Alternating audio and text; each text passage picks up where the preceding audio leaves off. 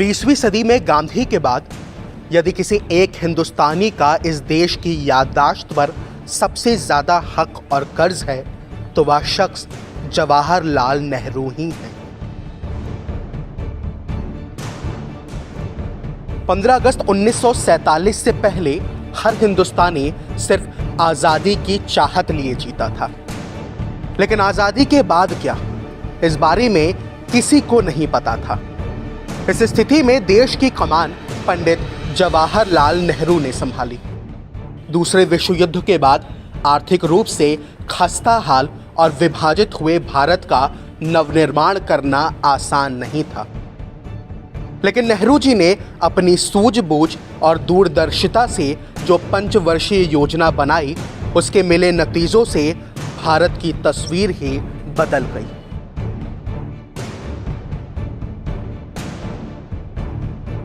आजादी के समय विभाजन के दर्द से भारत पहले ही जूझ रहा था।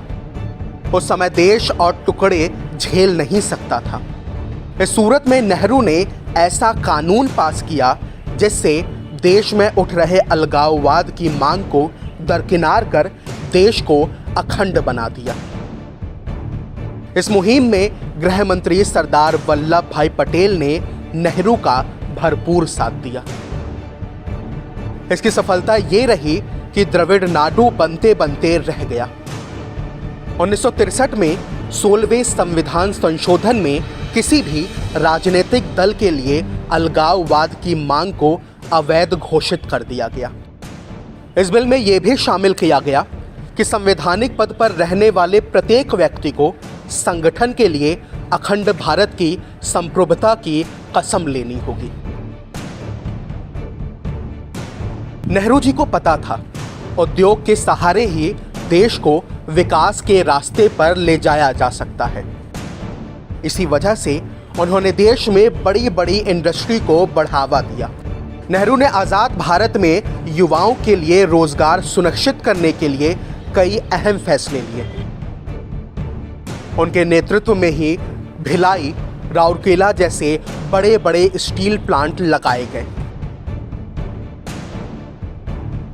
पंडित जवाहरलाल नेहरू बच्चों को देश का भविष्य मानते थे, इसलिए उन्होंने देश भर में स्कूल कॉलेज खुलवाने पर जोर दिया।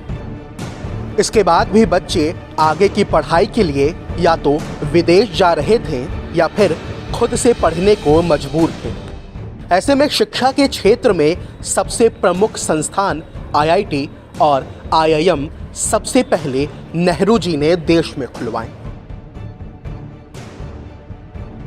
किसी भी देश के विकास में ऊर्जा का खास योगदान है।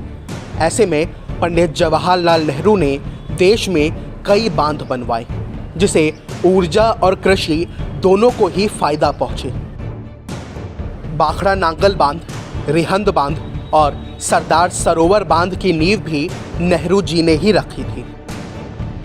हीराकुंड बांध आजाद भारत का पहला बड़ा प्रोजेक्ट था और इसने खेती की दिशा और दशा दोनों बदल दी।